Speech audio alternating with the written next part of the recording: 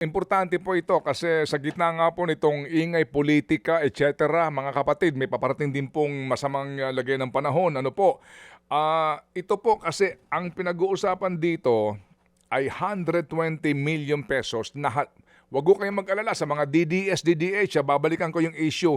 Importante lang po ito kasi pinag-uusapan ay supply ng tilapia, supply po ng pagkain, ha? Huwag nating kaligtaan, kinakailangan pa rin pong kumain ang mga Pilipino kahit na sino ang patron ninyo.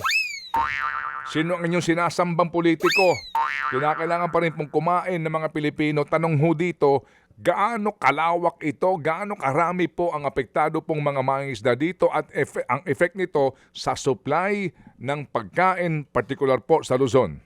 Kasama po natin ang spokesperson ng Bureau of Fisheries and Aquatic Resources of BFAR, si Sir Nazario Briguera. Good morning po, sir. Yes, good morning, Manang Ted.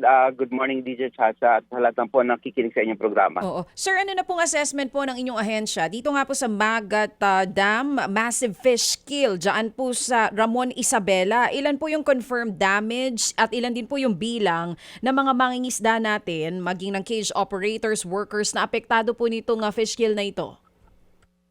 Yes, as we speak right now, sa aming report, no, nasa 137 million pesos na ang total damage, losses and damage nitong nangyaring malawakang fish kill dyan sa Magat Dam. So, nasa 1,400 plus metric tons of tilapia ang naging kawalan natin, at ito nga yung amount na sinasabi natin, nasa 137 million pesos na ang losses and damage. At ang apektadong mga mangingisda po rito, mga fish farmers, ay nasa 641.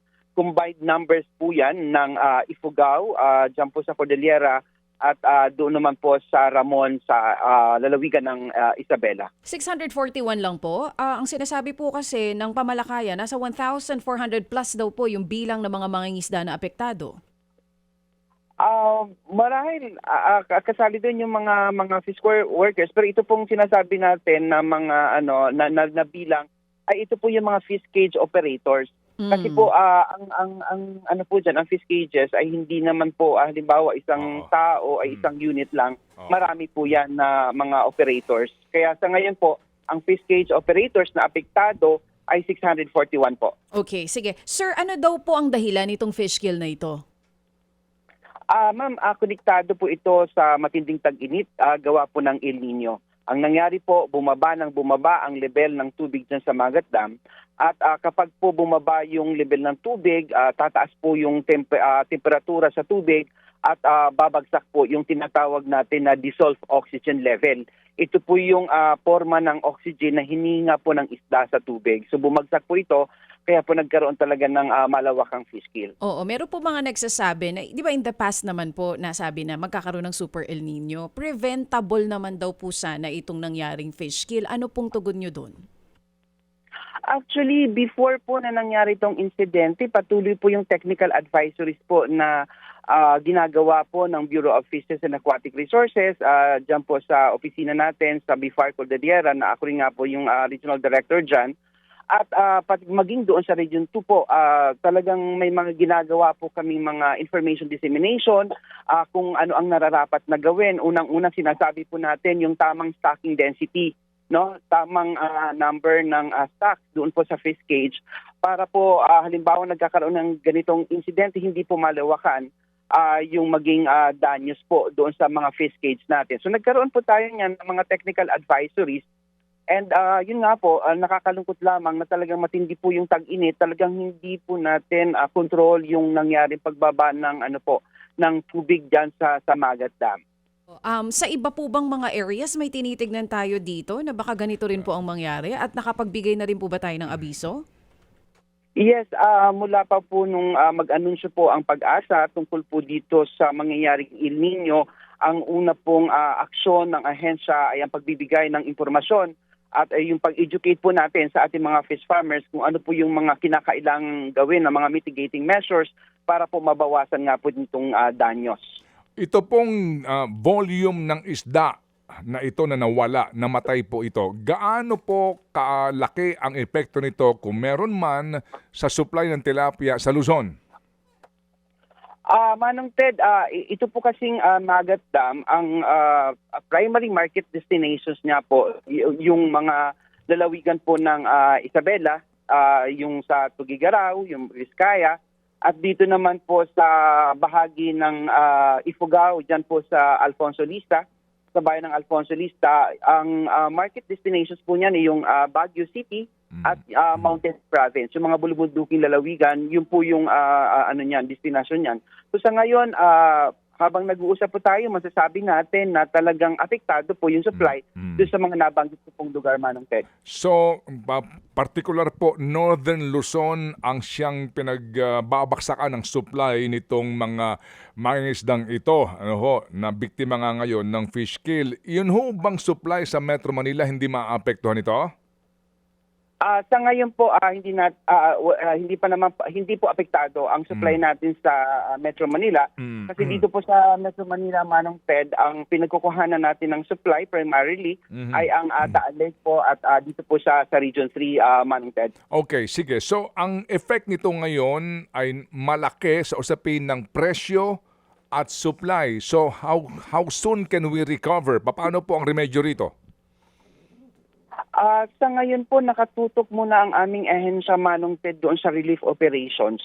Nakipag-ugnayan na po tayo sa DSWD kasi nga po may mga small-scale workers tayo at ganun din po yung mga small-scale operators at yun po ang inagapan kaagad natin. Nakipag-ugnayan na po tayo sa DSWD na magsasagawa po sila ng relief operations at kami po sa BIFAR on our own using our resources habang inaayos pa itong sa DSWD this coming Friday, magsasagawa na po kami ng relief operations. Now, in terms of recovery and rehabilitation plan, sa ngayon po humingi na tayo, nag-request na po tayo ng issuance ng quick response fund mula po sa Department of Agriculture at naka-preposition din po ang aming mga technology centers kasi ang Bureau of Fisheries and Aquatic Resources po ay may mga production center din po pagdating sa fingerlings.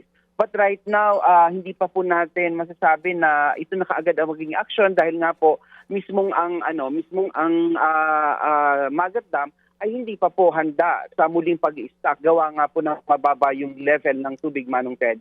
Opo. So, dalawang punto. Una po, yung waste disposal nito. Ano po ang tugon doon ng BIFAR? Kasi mabaho ito, madumi ito, at yung tubig po kontaminado. Paano po yun? Yes, Manong Ted, sa aspeto po na yan, aktibo ang pakikipagbalikatan po natin sa local government units, maging dito po sa NIA, kasi sila po talaga ang may primary jurisdiction dito sa Magat Dam.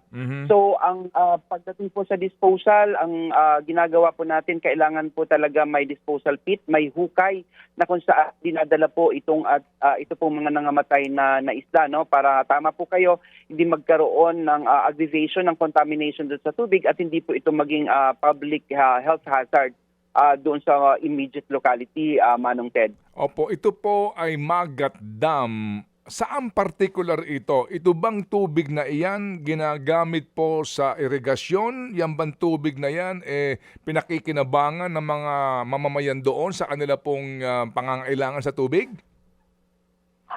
Ang gamit po ng Magat Dam, Manong Ted, ay irigasyon.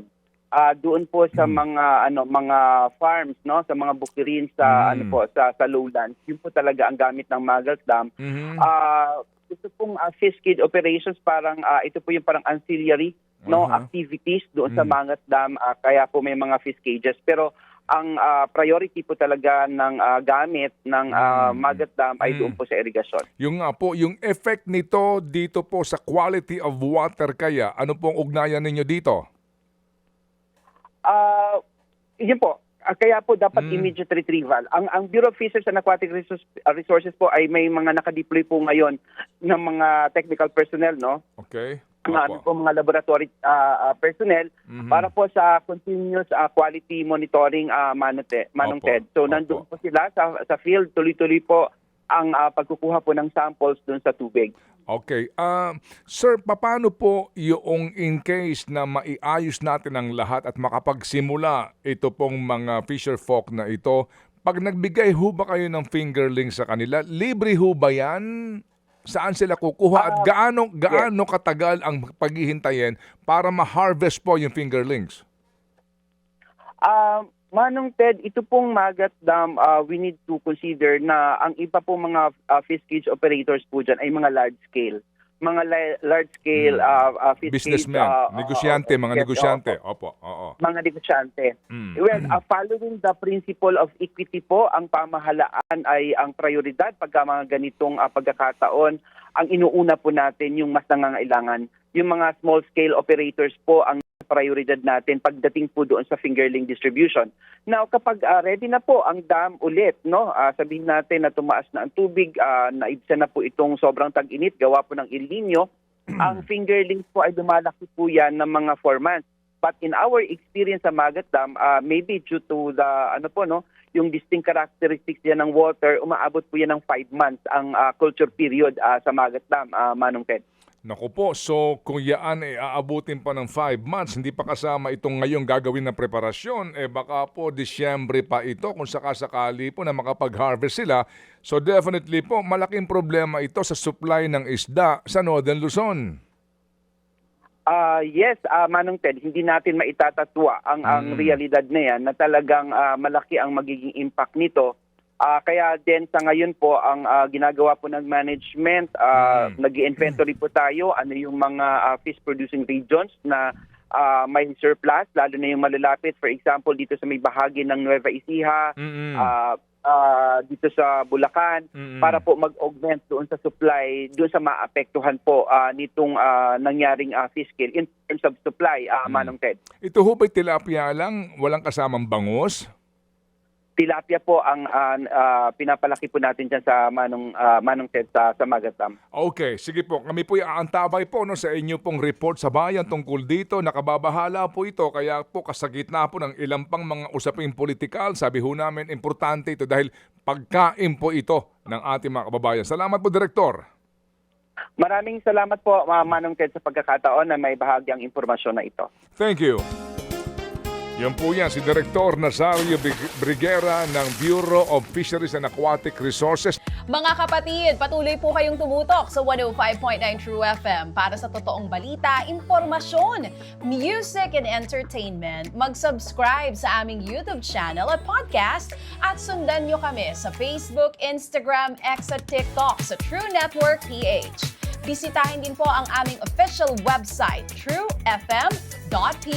At panoorin din kami sa True TV Signal, Channel 19. Kami po ang 105.9 True FM.